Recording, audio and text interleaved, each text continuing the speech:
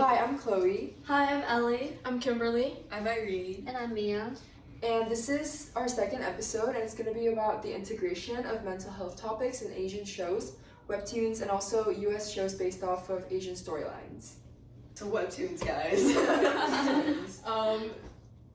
Should we start? Okay, we can start with True Beauty. Because I feel like True Beauty has so much, because like, literally, it's about like beauty standards. It is. That's what you're so right. And it's also it's a pretty, I guess, popular. Yeah, It's so Everyone's talking about that. popular enough to get adapted into a K-drama. So I think that just goes to show how many people did enjoy the story, and hopefully that a lot of people got the message out of the story. Did we enjoy it, or were we Stockholmed into it by years of it never ending? Wait, I only watched the drama, so I don't know. You know what? I never watched drama. Like, I only know the webtoon kind of dragged out anyways. Yeah. But like, I heard it was really long. Like, it went on for years. Oh, but it killed my the idea spiritual. is still there. The main character, Jugyeong, she got bullied when she was younger for how she looked, and then all of a sudden she learns how to do makeup, and she turns into like the most popular Which girl is at so like school. unrealistic. I know, right? It's Did very she have unrealistic. plastic surgery or anything? No plastic just surgery. Just learn how to like shave her eyebrows, makeup. learn how to do makeup from videos online, which is very valid, Like, not realistic. but not realistic. Agreed. And the way she was like, she had to hide her like actual face from anyone. Yeah, That's difficult. Yeah, it went on for so long. But I think her hiding her face, or like feeling the need, like that nobody can see her natural face, I think that just goes to show how much of a blow her self-confidence took. Yeah. Because she didn't, even with full makeup on, she never felt, or at least it never seemed like she felt completely confident. It just felt like she knew that that wasn't how she really looked deep down, and she knew that like this is gonna make everybody hate me, like I'm gonna get bullied again, and just like that anxiety and fear was always there. I remember this is like right before I dropped it. There was an episode. Sorry, I keep mentioning how I dropped it, but there was an episode I think where she went on like a overnight trip or something. Oh, yeah. I think I dropped around this time too. Okay, Like a camping trip. yeah, something like that. They rented an Airbnb. Yeah, something like that. They stayed at like a house or something, and she has to like. She couldn't let anybody see her face or something, because you know. Yeah, I remember. I'm assuming. Did anybody actually finish Webtoon? No. Yeah. I'm assuming as a natural progression of a story, she gained confidence and whatever. Yeah, she didn't. I'm assuming she did. But like by the time I dropped it, she still was like, and it was like 200 episodes in. So at that point, I was like, okay. I think it also like highlights having to get validation from other people. You have to like build your own like self-confidence and not be like looking to like reach these unrealistic expectations for beauty standards. Actually, like for me, because I grew up in China, and like I was in China right before I came here to go into college, and it's like I went through a like really big change about like beauty standards, something like that. Like before, I was like most of the girls was just like her, like the main character was like always putting on makeup and like don't let anybody see your like face like without anything on it, and that's like super normal, and like people feel like they don't know about this. And like after coming here, I was just like quitting makeup. I'm doing makeup today because like I have a date. And like well, that's something like the culture leaves on me. Like yeah, it's like a great change because the culture actually changed you like and model you into this kind of standard. So it's super realistic to see her like this. Yeah, I don't know if like you guys are having any struggles like this. I mean before. I mean, I think there are definitely like, of course, there's always beauty standards and stuff, and I feel like every kind of young girl kind of like spends a lot of time thinking about it. I think it's at least the people I'm around a lot. I think it's more normal to be like kind of critical and Yeah. more like I think I wonder like I know True Beauty I guess is like it could be praised for how like I don't know if we consider progressive, but like how it's very critical of like kind of the beauty standards. But I don't know, like both the male leads are both very conventionally attractive. They're both, I mean, even without her makeup on, she's still like she's not ugly. She's still pretty. Yeah, I don't know, and like I kind of feel like it's sort of the stuff that was being made in Western media in the early 2000s, and we've kind of moved past it. You know what I mean? Like Princess Diaries and stuff, or like the makeover was the huge thing, and I mean, I think it's. I don't know if it's like truly that deep. You know what I mean? Yeah. It's like not. It doesn't actually really, at least for how much I read, it doesn't super really go into like deep into like true like analysis and criticism of like the society that makes her feel this way and stuff like that. It just kind of is. Yeah. It feels kind of shallow. Yeah. And honestly, I don't know if it had the intention of it, but it kind of has the implication of, oh, if you have, like, if your eyebrows aren't perfect, if you have acne, and if you're not wearing makeup, you're not pretty. Yeah. Kind of. But yeah, when I was watching True Beauty, I was getting so mad because I was like, the main character just needed to go to like a dermatologist or something. And she was not ugly, she was not acne. She's not ugly. And she just kept fixing it with makeup, and I was like, girl, that's literally the issue. Like, skincare, not makeup. So I was like, I just felt like the plot was very shallow. I agree. It is, I guess, like maybe in comparison to other media at the time, media that was when was this created? I think it started when I was in middle school. So It was pretty early.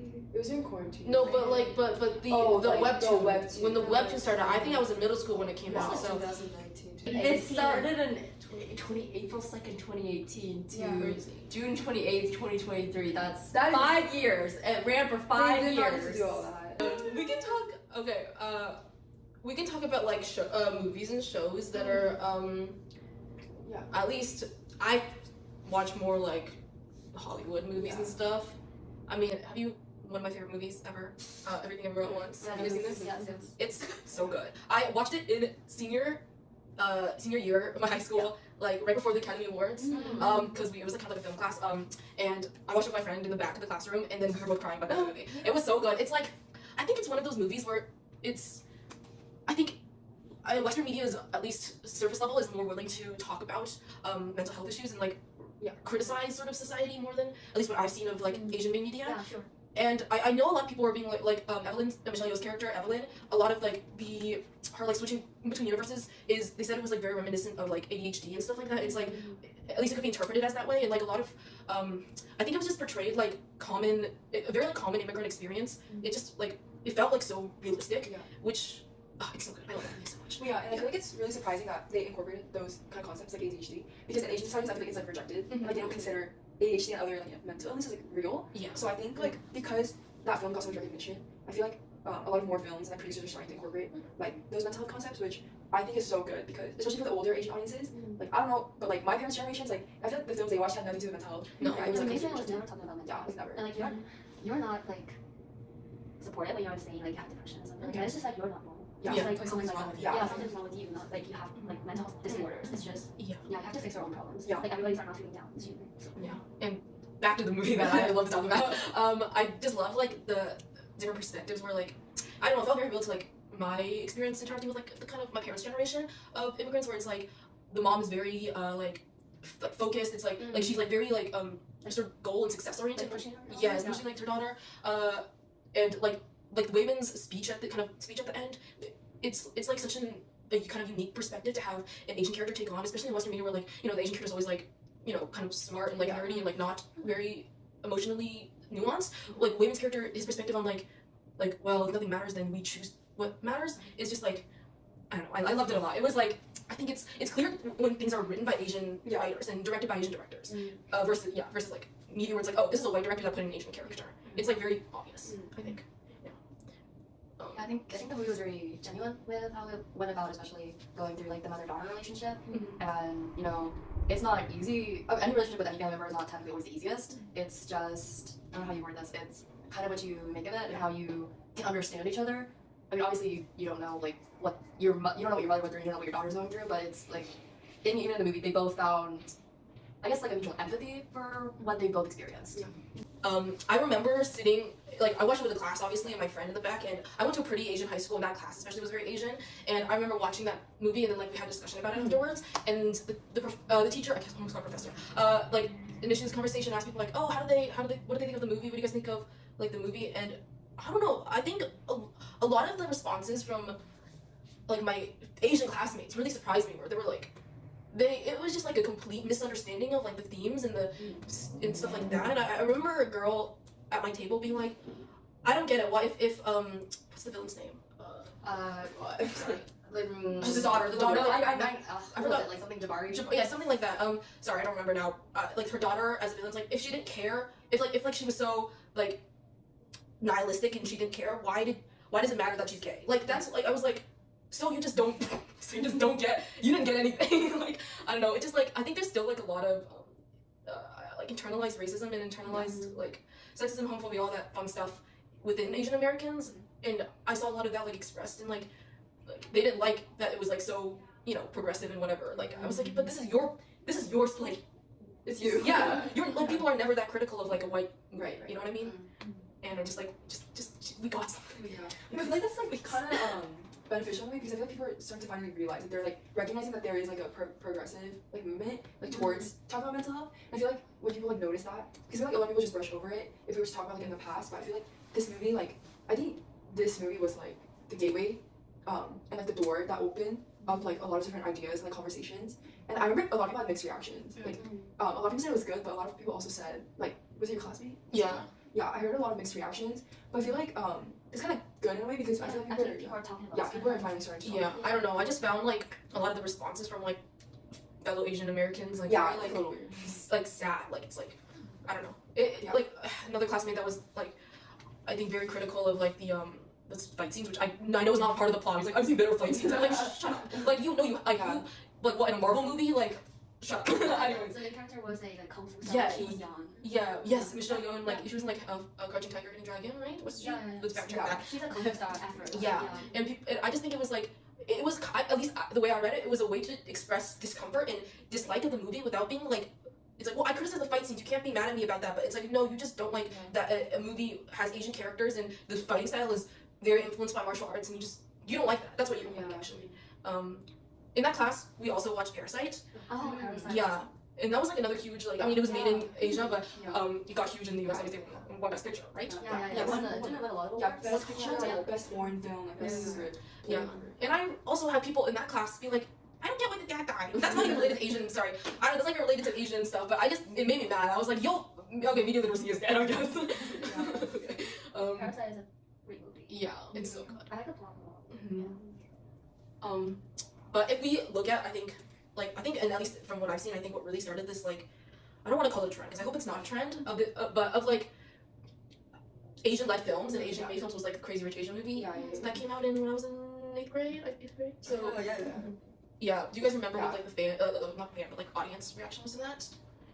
I feel like it was kind of bad at first from like Western perspectives. Bad in what way? Like, because I don't remember much about the show, but I know it's very like Opulent. Yeah, I mean, it covers movie, things that are like not ideal to like Asian societies. Yeah. So I remember I thought it was cool. Like I still watch it on the plane. No, it's a very good plane movie. Yeah, but I feel like it definitely had mixed reactions from what I remember.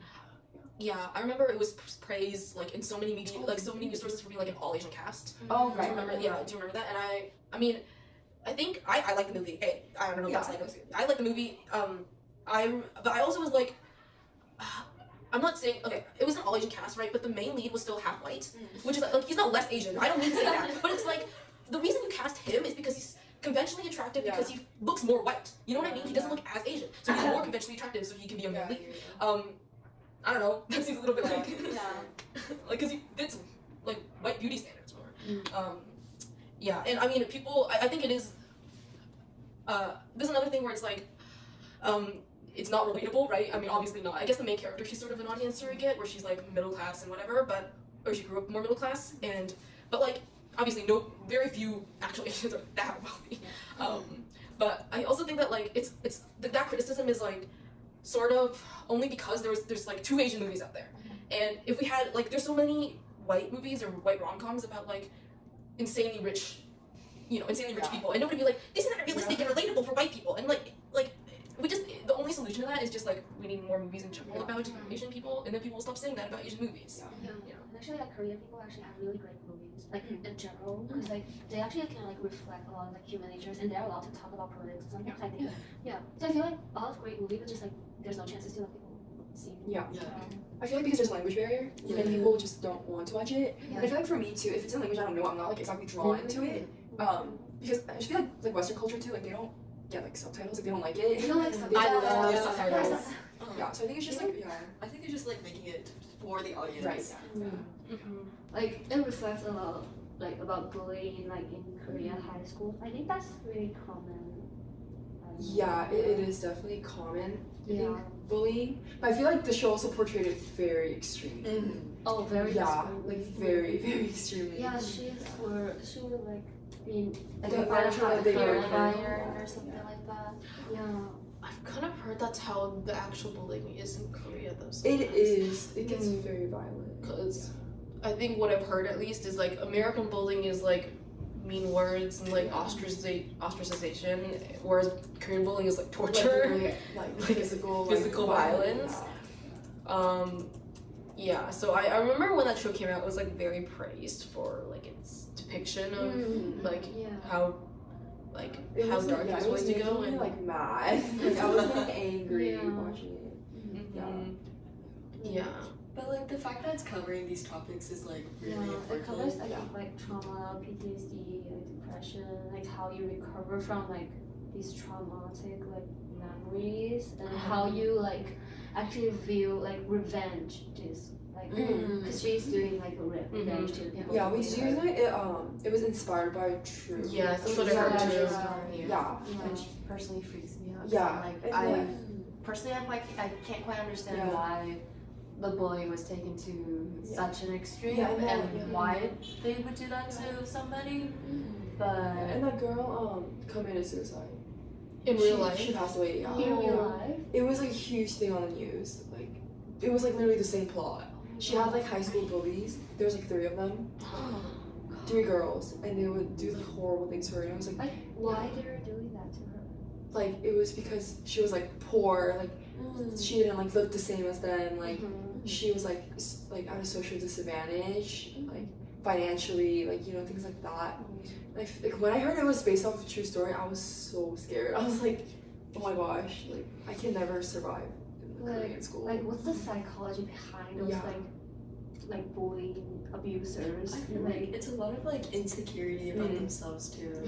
Like they're just like projecting it on someone else. I wonder why it is expressed more through physical violence versus like verbal. I feel like I think it's a combination. I mean, I definitely think they do both, but for some reason they stray to a more extreme in the physical. Yeah. especially I think in like a show you can show it more through physical. Yeah.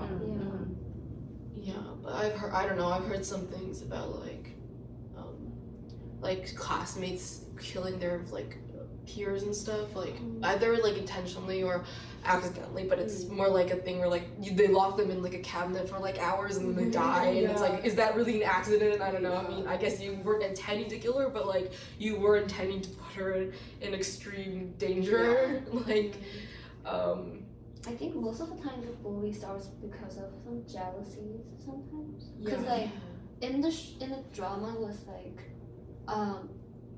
Youngjin, if you know the name of that's the bully's name. yeah, like she's bullying other girls just because a male character actually like gaze on them or something like that. okay. Just like looking at them, like these are like pretty girls.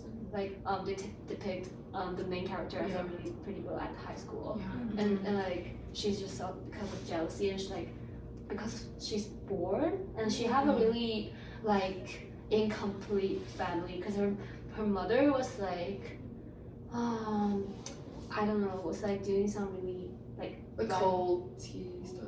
I think not really like great like businesses. It's like so probably because of her family and like jealousy, and I don't know, but I cannot like have empathy with those kind of people. Yeah. So Yeah. like. Yeah, and I feel like one good thing that the Glory did was how it was based off a true story, and then like it became such a big news Yeah. that Again, like, reveals. like online users Mm-hmm. were like digging the bully's information out, and they were like Yeah. exposing. Really? So it shares Yeah. like awareness in a way. Yeah. To everything. Yeah. I guess that is. Do they deserve it? And then I know they all got like fired from their jobs. I and mean stuff. that makes sense. Yeah. Yeah. So I feel like I would say that's like a good thing, cause like Do in you a way want that's to work like with somebody like wait, yeah. Yeah. Yeah, but I feel like it was definitely like a movement and like progression because people, like especially in Korea, like realize like wow, like bullying is like actually such a bad problem in our society, and then I feel like they actually did something about it, which I think the Glory like influenced a lot. So I think it was really good. I think a lot of, I guess, like newer K dramas are to a certain extent steering towards talking for about quote unquote taboo topics. I think there's one, I don't remember when exactly it was released, but there's this one drama called Tomorrow. The whole premise of it was that there's Grim Reapers, but there's a certain team of Grim Reapers that instead of guiding the dead to the underworld, they are among the living and they are trying to save people who are have unfortunately been pushed to the decision of like suicide. Yeah. And it's them trying to save them, which I think I highly doubt that would have been an idea or would have been an accepted show maybe 20 years ago, but now I think it got. But yeah, if I think about that show being released like even like 10 years ago, I feel like it would have caused such a negative reaction because they would have been like, it's so unrealistic, like it doesn't even like relate to like modern problems. But I feel like now it was really like well received, especially by younger audiences. Yes. So I think that's really good. I think because the show did a good job of like I guess its portrayal of the characters in crisis, because the whole point of the show was to show the audience like why and how that person had gotten to that point, rather than just condemning them and being like they shouldn't have done that. It didn't take on like either a negative or positive approach. It took on a very neutral, kind of omniscient view of it and just being like, this is how it is. I've never heard of that show, but that sounds so interesting. Yeah. Another show I think in Western media. Have you guys seen Fresh Off the Boat? I've heard about it. I've seen like clips. Is that like the convenience store one? That's Kim's That's Convenience. Kim's Convenience. No, that's I haven't watched that. I haven't watched either really. Oh, but I've I know seen this. I know this. Fresh Off the Boat. Oh no, I know what It's that the is. same actress who played the lead in Crazy Rich Oh, it's like the Asians. mom and like the Yes, the little son. chubby son. Yeah. No, exactly. Eddie, I think it's Eddie, yes. See it on TikTok. I feel like it's super stereotypical. Yes, that's my opinion. Oh, Okay, it is so so people praise the show so much for like Who representation. praised the show? Don't know. Okay, here's the thing. I think there's people who love this show, and there's people, like, I don't know, I feel like, at least online, I've seen that some people do like the show, but I always feel like it's so stereotypical. It's is like, stereotypical. it's like 90s stereotypical. It's crazy, and I was like, Yeah. who, it's, I don't know, it's like very, like, the dynamic is very, like tiger mom, like, pushed over dad, and like son who like high achieving son, and then like not lazy at me, but like, you know, like doesn't carefree kind of son. Unmotivated. Yeah, unmotivated, and like there's like an academic, you know what I mean? There's like, it's very, I find super stereotypical. Yeah. People are like, oh my gosh, it represents Asian experiences. Like, whose experience? At least it's a very like caricaturized version of it. And Well, yeah, I feel like it's like you can get like giggles and chuckles out of it, but I feel like because when I watch it on TikTok, I think it's like funny, but like when you actually think about it, it's so stereotypical. it's so Like, stereotypical. it really is. I don't know. It reminds me of like 90s sitcoms and early 2000s sitcoms, like Friends and The Big Bang Theories, where like the Asian characters were always like always very stereotypical. Does Friends have Asian? No, as everybody's white, but they had like when they had like when they had an Asian character as like a guest character, like an episode character, it was always like that. Yeah, It's it was always bad. Just like that. Yeah, and like I hate The Big Bang Theory. Sorry, but like how Raj was portrayed in The Big Bang Theory was also like just like. I mean, a lot of the jokes around him were about how he's Indian and how he's like, like he's, his parents are putting him in arranged marriage and he's like nerdy and he can't talk to girls or whatever, and it's just like, I don't know, like, it's so, like, I guess it's just, I don't know, maybe, it just makes me kind of uncomfortable, I guess. Yeah, I feel like if like Western media users like watch it, they're gonna have like a worse idea of Asians. Yeah. I think it's just like reinforcing that stereotype that we want to move away from. It very much like generalizes a whole group of people. Yeah, for sure. Yeah. And it's also the fact that you're not laughing with that Asian character. You're laughing at them, which is very different. I mean, it is. It's a very different dynamic, especially when you really look at it, to know that your only representation on the screen is what people are laughing at. Right. Yeah, it's like it puts like a whole standard on you to like reflect these types of like stereotypes that are in media. Yeah.